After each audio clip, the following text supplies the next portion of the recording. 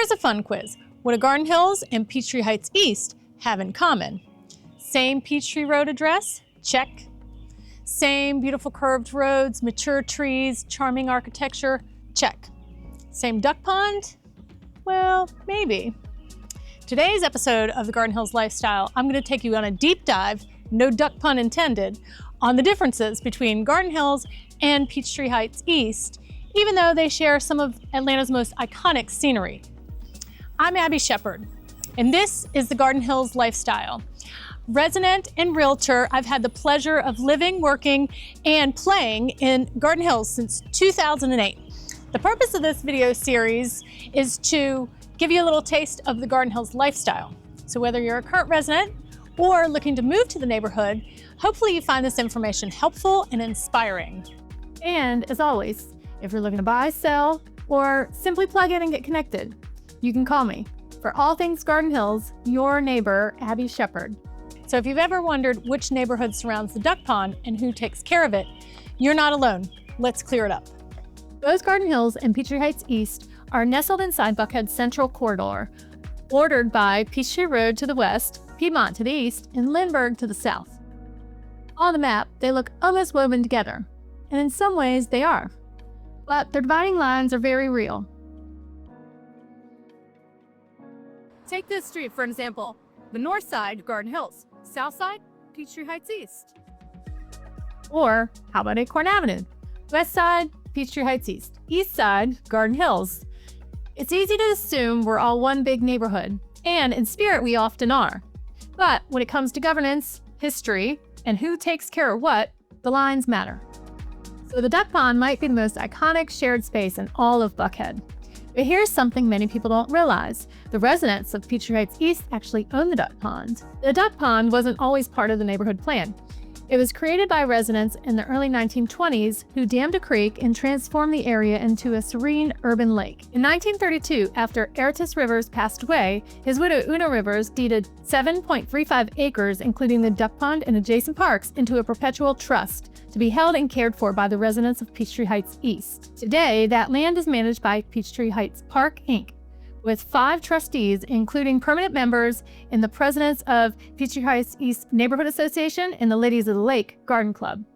Residents of Peachtree Heights East literally own the duck pond, and they care for it through dues, fundraising, and community work days. So while Garden Hills neighbors like me can visit, walk our dogs, or enjoy the picnic by the water, the stewardship and responsibility for maintaining the duck pond belongs to our neighbors across East Wesley.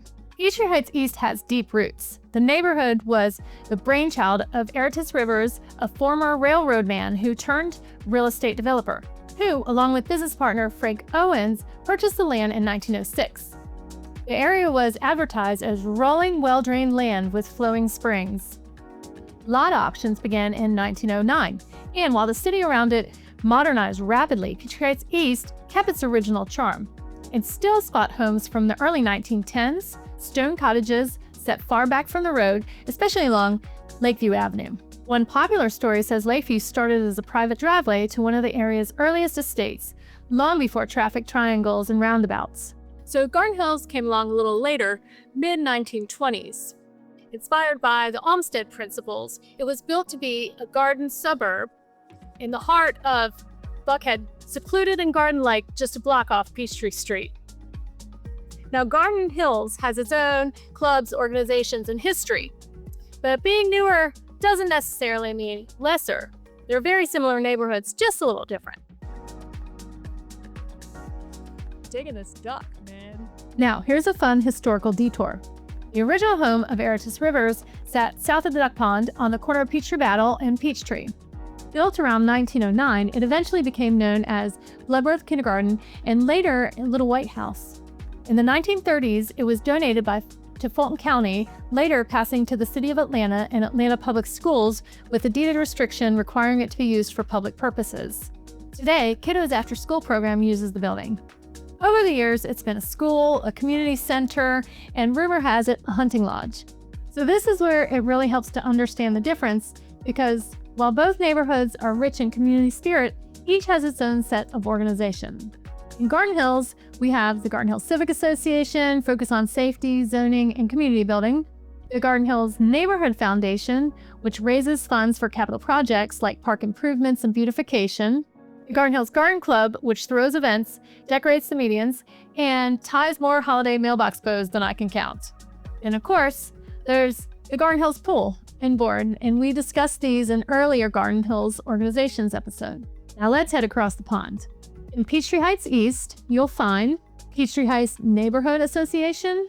Peachtree Heights Neighborhood Association is the neighborhood's civic backbone. They handle everything from safety, security patrols, and zoning issues to organizing traffic calming and advocating for the residents with city officials.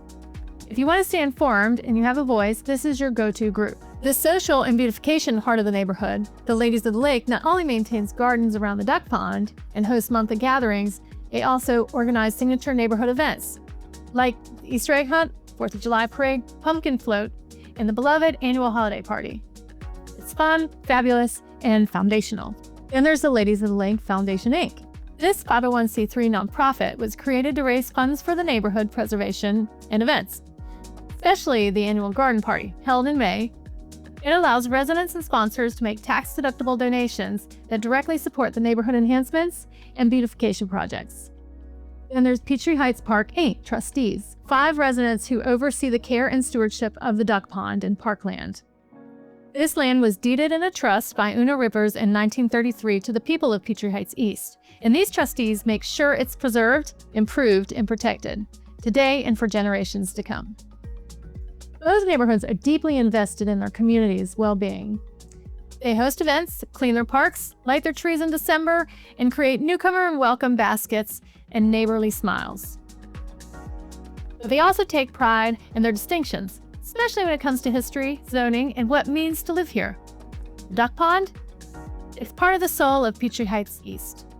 Garden Hills? We've got the pool, walking paths, and the rhythm of everyday community life. So whether you're in Garden Hills or Peachtree Heights East, you're part of a legacy of intentional design, historical charm, and strong community. These neighborhoods were built over 100 years ago, not just for houses, but for connection. The duck pond doesn't care what side of the street you live on. It welcomes everyone. But knowing the history and honoring the organizations and residents who preserve these spaces is what makes our corner of Buckhead so uniquely special. I'm Abbie Shepard. Thanks for watching this episode of Garden Hills Lifestyle. And if you're ever wondering where you live, where to get involved, or just where to watch the ducks paddle by, give me a call. I'll meet you by the pond.